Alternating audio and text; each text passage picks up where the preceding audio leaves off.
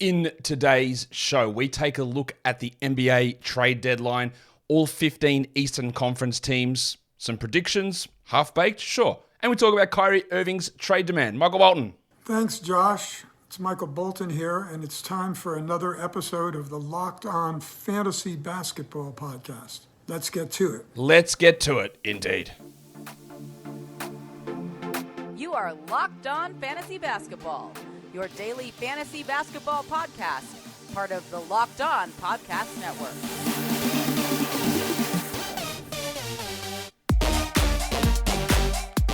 Hello and welcome to the Locked On Fantasy Basketball Podcast, brought to you by Basketball Monster. My name is Josh Lloyd and I am the lead fantasy analyst at basketballmonster.com, and you can find me on Twitter as always at redrock_bball, on TikTok at redrock_bball, and on Instagram at Locked On Fantasy Basketball. Today's episode is brought to you by LinkedIn.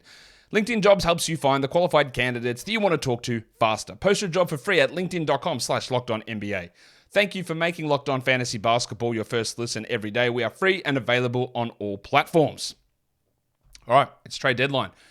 I did ask whether people wanted this. The overwhelming response was yes, but I will issue a level of caution. Don't get too carried away with it.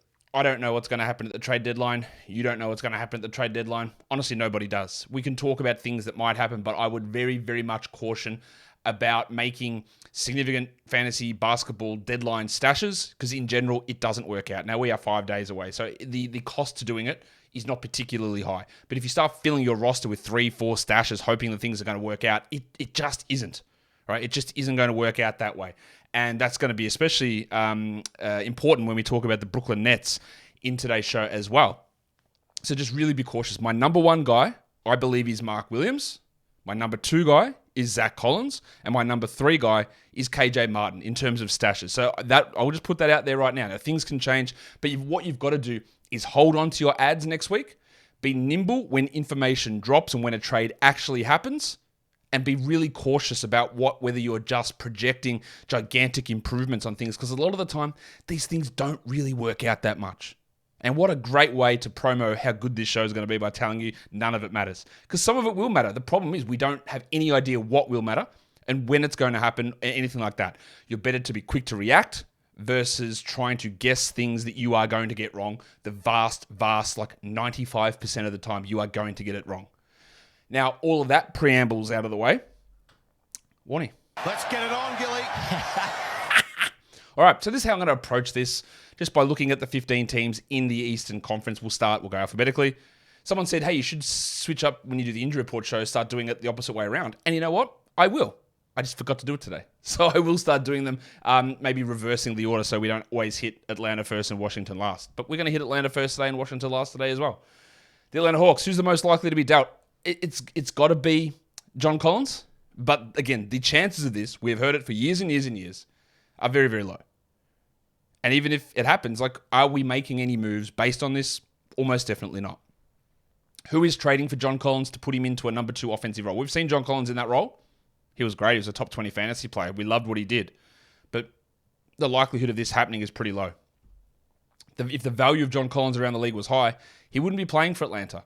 And if the value of John Collins in Atlanta was high, he wouldn't be on the trade block. I think that's the case with so many of these situations. And again, I should have mentioned this at the start of the show as well. One key thing in trades is we can say, well, who benefits if John Collins goes, right? We'll see. Well, his backup would get a role, but trades aren't player for nothing. You have to match salary. Sometimes it'll be a bunch of nothing salary in order to make up that difference, and those players have no impact whatsoever. But other times, it'll be guys that come in and take some minutes and play some roles and impact things in a way we look at it and it doesn't actually change that much. You won't get any trades of significant players where nothing comes back in return. And working out what that nothing is always the tough call.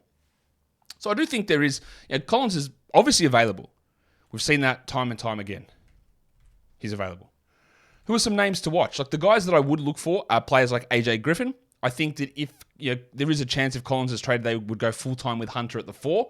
It always depends who comes back, but finding a capable starting power forward in the NBA is not an easy thing to do. There's just not that many good ones around. So I think they'd probably go Hunter at the 4. That would mean more Bogdanovic at the 3, would meaning more minutes for AJ Griffin, and probably more minutes for someone like Jalen Johnson in the backup situation. and it would help. Oh, would it help a Collingwood? Not that he'd play at the 4, but I mean that you'd get Collins wouldn't play and Hunter wouldn't play any minutes at the 5. So there'd be names to watch, names to be ready to have a look at. But if they were somehow Griffin and Jalen Johnson to play 30 minutes, would they be must roster players? Probably not. They'd sit on the fringes. And remember, if Collins is dealt with his $20 million a year contract, a fair chunk of salary's got to come back the other way around. So it's always, again, I'm going to be a downer on this because this is the reality of the trade deadline and the reality of the impact that a trade deadline has on fantasy basketball. It's fun to think about. People make trades in fantasy basketball all the time because they just love pushing the trade button. And they think that the NBA is going to have a similar impact. But again, part of the success in fantasy basketball is understanding how it works and how you benefit rather than pie in the sky thinking. And that's what I try to preach a lot on this show. I hope I do anyway. Let's look at the Boston Celtics. Most likely to be traded. I haven't done this all season. Hands up, my cock! The Italian cock, Danilo Gallinari. Yes, he plays for the Celtics. Well, he doesn't play. He's on their roster. They're not trading any key piece on this team. Gallinari is someone who's just there, sitting there, not playing. They would have to give up assets to get off of Gallinari because why would people want to trade for him when he's not going to play? But I think he's probably the most likely to go. The other one to watch would be Peyton Pritchard, who I think is capable as an NBA backup point guard. Like if Peyton Pritchard went to Chicago, I reckon he'd be their starting point guard pretty comfortably. But is a team going to try and invest in Pritchard to be a starter? I don't know. He'd be a name to watch. He'd also be a name to watch if they decided to move on from Derek White or Malcolm Brogdon, which, let me state, they are not doing. But sometimes weird stuff happens, but they are not doing that. If Pritchard finds a rotation role, then he's always someone to just keep an eye on. He's had little flashes. I don't think he's going to be a must-roster player really in most situations, but it is just a name to watch. I don't think he's the most likely guy to be dealt, Peyton Pritchard, but I do think that he could be traded. He could find a rotation role, and he's just a name that we have to pay some attention, because the back end of this roster, there's no one we care about, really. The other one I'd slightly look at is Grant Williams, because yes, his restricted free agency is coming up. They've been linked with Jakob Poeltl. Why would bringing in Jakob Poeltl make sense when there's Williams, Horford, and Rob Williams there already? Like Poeltl comes in to play 12 minutes a night? Or does Grant Williams play 12 minutes a night? Or does Grant Williams get traded? I don't know. That's we hear that noise about Poeltl. What's the point of it when you've got Grant Williams there? So I'd just be keeping somewhat of an eye on Grant Williams. He's going to have big value really wherever he goes, but does he stay in Boston? We'll see. Today's episode is brought to you by LinkedIn Jobs. As a small business owner or hiring manager, you know that success in 2023 all depends on the team members that you surround yourself with. That's why you have to check out LinkedIn Jobs. With LinkedIn Jobs, you can hire qualified candidates more efficiently by matching open roles with people who have the skills, values, and experiences to help you achieve your goals. LinkedIn Jobs helps you quickly attract qualified candidates to your open jobs with targeting tools. They go beyond resume data by using insights from your job post company and their 875 million member profiles to put your posts in front of the most qualified candidates. Identify the most qualified candidates on LinkedIn Jobs and connect with them fast and for free. I wish that this sort of stuff existed when I was back working in a non-fantasy basketball sphere and had to do the hiring for the company that I worked at. Like having this sort of ability rather than sift through resumes that just honestly don't make any sense for what I'm hiring for, this would have been absolutely fantastic for me. And it's why small businesses rate LinkedIn Jobs number one in delivering quality hires versus leading competitors. LinkedIn Jobs helps you find the qualified candidates that you want to talk to faster. Post your job for free at linkedin.com/lockedonnba. That's linkedin.com/lockedonnba to post your job for free. Terms and conditions apply. So let's do it now. Let's talk Brooklyn Nets, because the story came down today that Kyrie Irving has requested a trade. For some reason, I was up at like 5:30 this morning, scrolling on my phone, like one eye open. What am I doing? Go back to sleep, Josh. We'll get up in an hour, whatever. And then you see a notification from Shams. Like, this is a lie, surely. Like, is this a real account? Did I get pranked with something? But no, Kyrie Irving has requested a trade away from Brooklyn. There was talk of them trying to sort out an extension. Brooklyn basically said, bro, look, we're not extending you. Like, you are not to be trusted with any of this stuff. There's always some controversy going on, and we are not extending you. So Kyrie's like, okay, well, you're not extending me. Trade me somewhere else, or else I'm leaving for free. And I feel like the Nets might be like, bet, like, do it. I don't care. Leave. We don't. If we actually want to, this is the part that's interesting. That Kyrie would be like, or the Nets would be like, bro, if we wanted you to stay next season, we would have offered you that extension. Yeah? So they'd be like, oh, cool, play out the season. We'll see what happens. If you leave, you leave. We might facilitate a sign and trade, keep the salary slot open, help you out to get somewhere else who doesn't have the cap space. That's where the power still remains in there. It's not like he can leave for nothing because his ability to go to other teams is limited due to salary cap rules. So he can still go somewhere, but if he wants to go somewhere and they have issues with salary cap, they can just facilitate sign and trades. And it doesn't even have to be for assets. It's just to keep themselves over the cap and a salary slot open. So some of it is like, well, they have to trade him now. I don't know that they do. And we've already seen one All-NBA player request to trade in Brooklyn and still be playing for the Brooklyn Nets now. I guess the domino effect of this is, does this mean KD is getting traded? Because Woj is reporting now that teams are calling up and going, yeah, hey, I'm about Kyrie, but you guys want to trade KD? And that's what I'd be doing if I was an opposing GM. And then we've got the report that the Lakers, the Mavericks, and the Suns are looking at Kyrie. But let me just, again, state this now. I would not make any ad based on the report that Kyrie has asked for a trade. What are you going to do? Are you going to add, again, if Kyrie is traded, somebody has to come back. If he goes to Phoenix, you know who probably has to come back? Chris Paul. If he goes to Dallas, the guy that probably has to come back, as well as other parts, is probably Spencer Dinwiddie. If he goes to the Lakers, you know who has to come back? It's Russell Westbrook. Price of the brick going up. And if Chris Paul or Russell Westbrook or Spencer Dinwiddie come to the Nets, you know who takes Kyrie's role and usage? Well, it's Russell Westbrook or Chris Paul or Spencer Dinwiddie. So your ad of Seth Curry or your ad of Cam Thomas is going to be for nothing. That, again, trading Kyrie away, you are getting something back because you have to make up the salary. You have to. So, right, again, we see this and go, well, who's going to benefit? Well, look down the depth chart. It's Seth Curry, and then it is Cam Thomas. And Cam Thomas will get lots of shots. But Cam Thomas is such an incomplete NBA player that I just don't think a team's going to be like, all right, guys, Kyrie's gone. It's Cam time. And again, somebody needs to come back. So we can watch them. I actually think they'd probably go with Sumner over Cam Thomas, to be honest. He's a more well-rounded player as a point guard versus Thomas. I know Thomas can get his shots up. But I wouldn't be adding Seth Curry based on a Kyrie rumor. Seth Curry has some streaming value with KD out. We've seen that. Some games good, some games bad. In fact, as Gattuso once said, Sometimes it may be good, sometimes it may be shit. But they're names to watch. Curry, Sumner, Thomas. But the most important thing is going to be what happens if Kyrie is traded and who comes back. And then what the hell happens with Kevin Durant. Because they are all big questions. So, while this is a huge story, it's an unexpected story, but it's with Kyrie. So nothing's ever unexpected with Kyrie. We don't know what's going to happen in the next 5 days. I still don't think that it's likely to happen. I don't.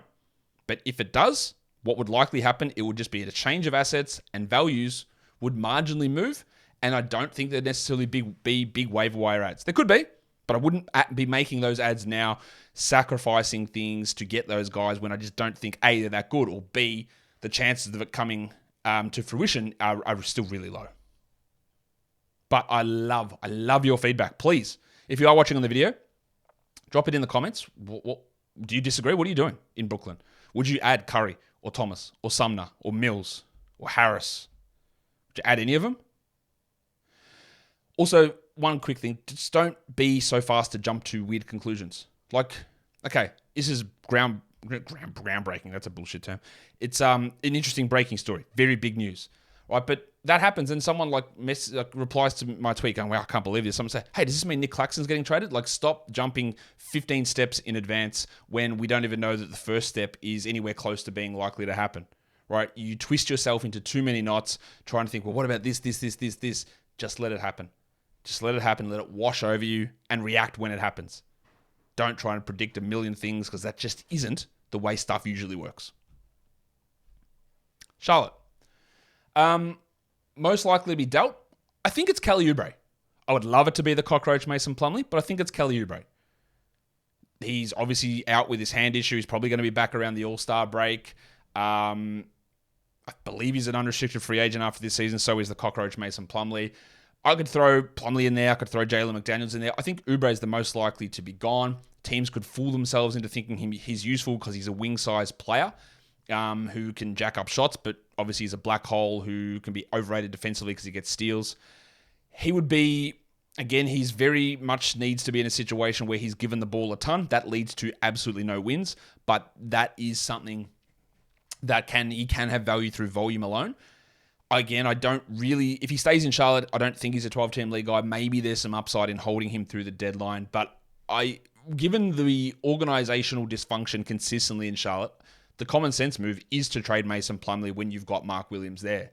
But the common sense thing would have been to play Mark Williams as the backup center to begin the year, or to have a 27, 21 minute split, but none of that has happened ever. So we are watching Mark Williams. He still is my number one stash guy for the trade deadline, because again, I still have to have a level of common sense. Like, trading Plumlee makes sense. Sending him back to Denver to be Nikola Jokic's backup instead of DeAndre Jordan makes sense. Sending him to Dallas even to be Christian Wood's backup or pair with Christian Wood makes sense. Like, all of these teams that need a capable backup center, which is exactly what Plumlee is, makes sense. Going back to Portland with Nurkic injured makes sense. And that would mean Williams would play 25 minutes minimum, I would say. Other guys to watch: Bryce McGowan's, Rozier could go, Hayward could go, McDaniels could go, Oubre could go. All of those are wing plays. Yes, other guys would come back, but we've seen a little bit of faith in McGowan's, definitely more than in Bouknight, who is bad. McGowan's would be someone to watch, and then if, say, Oubre went or Hayward went and Jalen McDaniels could slot in as a 30-minute-a-night starter, I'd be interested in that. I'd also watch to see if McDaniels gets traded somewhere where he could play 30 minutes a night as a starter. He's a name to watch. He's very borderline at the moment, but they are just names to watch. For the Chicago Bulls, who's the most likely to be dealt? I think it's probably the Rabbit Hunter. Be very quiet. I'm hunting rabbits. Alex Caruso, because I don't think this team is going anywhere, but I haven't thought they've been going anywhere for a while. But my views of things are very different to Karnisovas. Like, I don't view the team the same way, obviously, because I wouldn't have done the moves that he did. But this is a guy who has value. Like, I would consider trading Vooch. I would consider trading Zach LaVine. I honestly would consider trading DeMar DeRozan. All of that is dependent on return, because they are not going anywhere. They are not taking this team anywhere. And LaVine's knee is wrecked. DeRozan's old. Vooch is old. And a free agent coming up. So I always be looking to move those guys. But maybe you get some value out of Caruso here. Caruso in a 28-minute-a-night role is a must-roster player. I don't think he's going to a team and playing that role necessarily. But his absence would open up things for guys like Kobe White.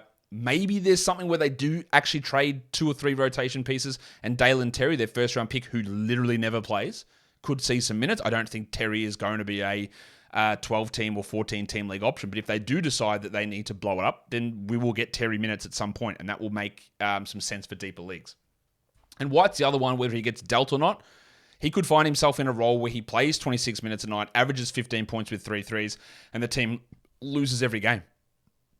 I'd love to see what he could do if he went to San Antonio and played with Trey Jones dealing with a foot issue now. Like, if Kobe White went to San Antonio, I would add him in 12-team leagues. I don't think Kobe White's particularly good, but he can be on a bad team, a guy putting up big usage and big numbers. So that would be something that I would watch. Today's episode is brought to you by FanDuel. This year, the only app you need at your Super Bowl party is FanDuel, America's #1 sportsbook. We're really excited about our new sports betting partner at Locked On, because they're the #1 sportsbook in America, FanDuel. And if you're new to FanDuel, that's even better. They have so many great features that make betting on sports fun and easy. Download FanDuel now so you can bet Super Bowl 57 with a no-sweat first bet. You'll get up to $3,000 back in bonus bets if your first bet doesn't win. FanDuel lets you bet on everything from the money line to point spreads to who will score a touchdown. If we have a look at the odds over on there, any change? No. We have still got the Eagles at -1.5. What's this? Super Bowl flash boost. Patrick Mahomes and Jalen Hurts to throw 4+ passing touchdowns combined, +120. Wow. That's good odds. It was -135 and they've flash boosted it. I don't know if that's going to be there when you go there now, but that's interesting. So, go check it out. The Sportsbook app is safe, it's secure, and it's super easy to use. And best of all, you can get paid your winnings instantly. So join FanDuel today at FanDuel.com/lockedon to claim your no-sweat first bet on Super Bowl 57. That's FanDuel.com/lockedon. Make every moment more with FanDuel, official sportsbook partner of the NFL, and don't forget to gamble responsibly. Let's go to the Cavs. There's not a lot here that I look at. Do they need a wing in the worst way? What would be the most ideal thing to me to happen is OG Anunoby lands on the Cavs. I'd almost have them Eastern Conference favorites. It's just not got no way of happening. They've got no draft picks. They can't do it, right? They need someone like OG Anunoby. They just can't do it. I don't think. I think the guy that I would be looking to deal, who's probably the most likely to be dealt, is Dracaris Levert. He doesn't really make a ton of sense on this team. Rubio's getting healthier.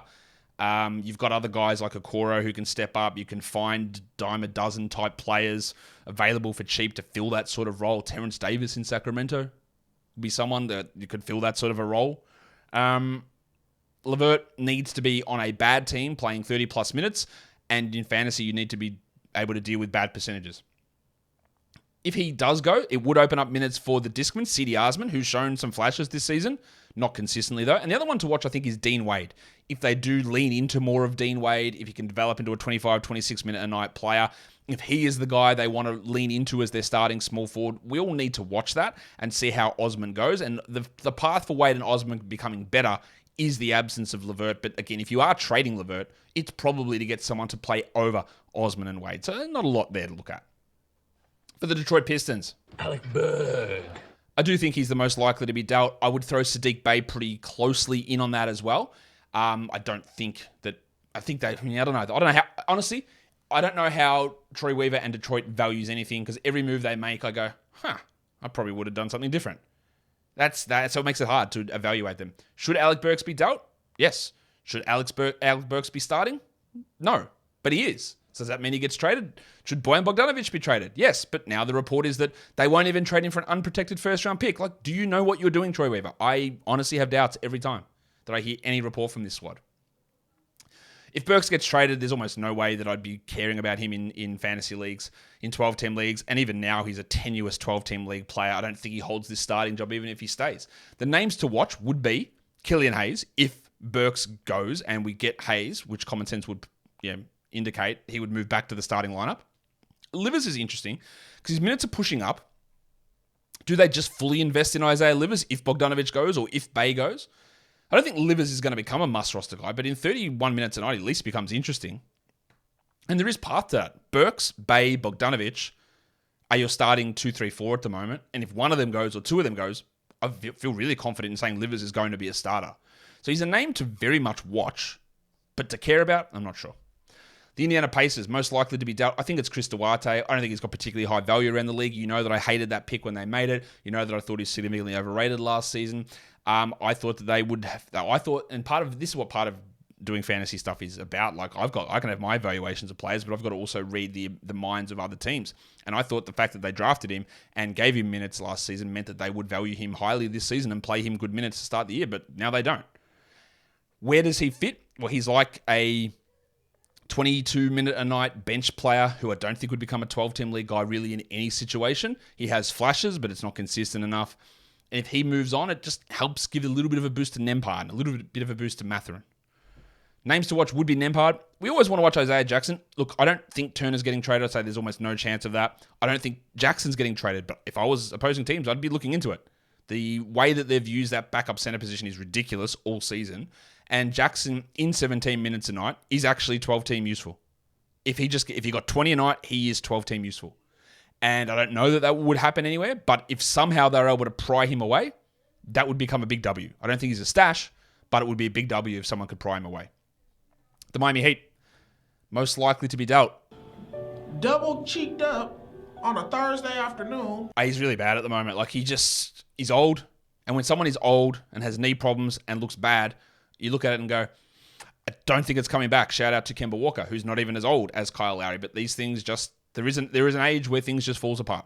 And Lowry is not the absolute elite of the elite where they can play through and defy age-related decline curves like LeBron or even Chris Paul to a degree. So, but who takes him? That's the thing. Like, to trade away Kyle Lowry, you probably need to attach assets to that. And I don't know how that works. Would he be someone they'd consider dealing for Kyrie Irving? Maybe. They'd have to give up other stuff to do it. And if Lowry does go, then Gabe Vincent is the ad. I think they feel sort of decently comfortable with Gabe Vincent as an option. And you should feel comfortable if Vincent was to become a 30-minute starter that he would be a 12-team league player. We can also watch Max Strus, who'd get probably a couple of extra shots there. But again, trading away Kyle Lowry means that big salary needs to come back. And players who would probably be in the rotation would need to come back. Now, whether that would be fill their gaping hole at power forward, probably it should. Whether they do it or not, I've got no idea. But that is something that they can do. This is probably the most boring team in terms of fantasy. Who's the most likely to be traded on the Bucks? It's probably George Hill. It might be Wes Matthews. Maybe it's Marjon Beauchamp. But I don't actually care for any situation. Like, who's coming in? Like, if Jay Crowder gets traded to Milwaukee, is he a 10-team or 12-team league guy? No, he's not. Because he plays behind Giannis, he plays behind Middleton, he probably plays behind Pat Connaughton, or at least equivalent to Pat Connaughton. And Crowder would need 35 minutes a night to even sniff a 12-team must-add, I think. And he wouldn't get that on this team, especially even when Portis comes back. Like, where is he getting those minutes? So while they probably are going to make a trade, Milwaukee, I don't think it's going to make any difference for fantasy at all. You could watch Beauchamp if someone like Hill is moved, or if Beauchamp is moved himself, but honestly, don't pay any attention to the Bucks, really, I don't think, for fantasy. The Knicks, who's the most likely to be dealt? I think it's Cam Reddish. And if Cam Reddish is dealt, then we've got to fill all of his minutes in the rotation, which is zero. So if Cam Reddish is dealt, nothing changes for the Knicks. Nothing. So players that came back probably wouldn't play. Reddish has had moments as a threes and steals type streamer. If he gets a large enough role, I don't think that he's a particularly good NBA player, and that's why he is on two separate teams now, not being able to find regular rotation minutes. But if he went to a bad team, the Spurs, and played 30 minutes a night, yeah, he would be a 12-team option. I do want to watch Hartenstein to see if they do anything there in terms of Mitchell Robinson's injury, or if Hartenstein just gets more playing time. That's really irrespective of the trade deadline, but he's probably the name I want to watch. The next team, it's your Orlando Magic. Who's the most likely to be dealt? It's probably Terrence Ross. It could be Mo Bamba. It could be Gary Harris. If I was them, I'd look into trading Cole Anthony. I think he's got some currency, but I don't think they will. Ross isn't even in the rotation at the moment. Shout out to Trade Showcasing. What can they get back? Probably not a lot, but I think he's probably the most likely to be dealt. And again, he's playing 0 minutes. So anyone coming back there would have to take his 0 minutes out of the rotation. And with Suggs and Anthony and Fultz and Harris and Wagner and Banchero, like, there's not playing time for too many guys. They've got a solid enough core, and the moves that they make, it would have to require a couple of guys being dealt. Maybe it's RJ Hampton doesn't play that. Maybe it's Gary Harris or Anthony that getting traded would need to happen to open some stuff up, but there's nothing really to look at there. I do want to watch Jalen Suggs. I don't know how a Suggs-Fultz 30-minute apiece backcourt combination works. Suggs was really strong last time we saw the Magic, but I don't really... It's going to take a Harris trade to get Suggs to be interesting for me from a 12-team perspective. For the Sixers, most likely to be traded, it's probably Matisse Thybulle, and I honestly don't care from a Sixers point of view. Now, if Thybulle goes to a team and they play him 25 minutes a night, then you know what? Yes, he is a 12-team ad because you'll get 2 steals and 1.3 blocks, and that's exactly what people are holding on to Jonathan Isaac for. I don't think don't stash Matisse Thybulle because his offense is just so bad that I don't know what team would want him to play 25 minutes when he can be played off the court so simply. But he would be a name to watch, and that would mean a couple of extra minutes for someone like Shake Milton in the backcourt there, or on the wing for the Sixers. It might mean more for Korkmaz, or it could mean a better player coming back, limiting those guys. The other one I want to watch is Paul Reed, because Montrezl Harrell's not it. He's not the answer. Will Doc Rivers ever make the call to put Reed over Harrell? Probably not, even though he should. Could a team acquire Paul Reed? Because the Sixers don't seem to, or Doc Rivers doesn't value him, and put Reed into a 16-minute a night role, which would be at least 16-team league value, or maybe 14-team. That's what I want to watch.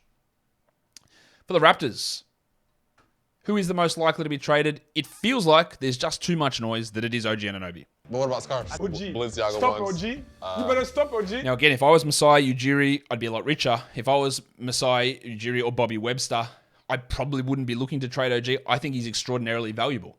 Would I trade Pascal Siakam? Probably. I'd consider it. Would I trade Gary Trent? Yeah. Would I trade Van Vliet? Maybe. But the problem with this roster is the most tradable player is Gary Trent. The things that you need to bring back in a trade to improve this team are shooting. And that's exactly what Trent does. So you'd be losing one of your only shooters to replace him with another shooter to leave you at a net situation of being exactly the same as where you are.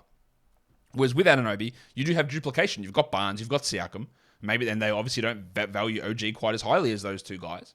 So if you can get good value, like OG will be awesome on almost any team. What we want to do here is Precious Achiuwa. That's the stash option. But again, if it's OG Anunoby and Jakob Poeltl's the guy coming back, well, Achiuwa gets squished. Because Poeltl's the guy that steps in and starts, and Precious plays 21 minutes coming off the bench and doesn't do anything for 12-team leagues. So we hold Precious for now, but OG, again, if OG is traded, somebody is coming back. Whether that's a player for now or they're getting draft picks and salary filler, that's the big question mark. Yeah, we do have to watch Trent. We do have to watch Anunoby. We do have to watch Siakam.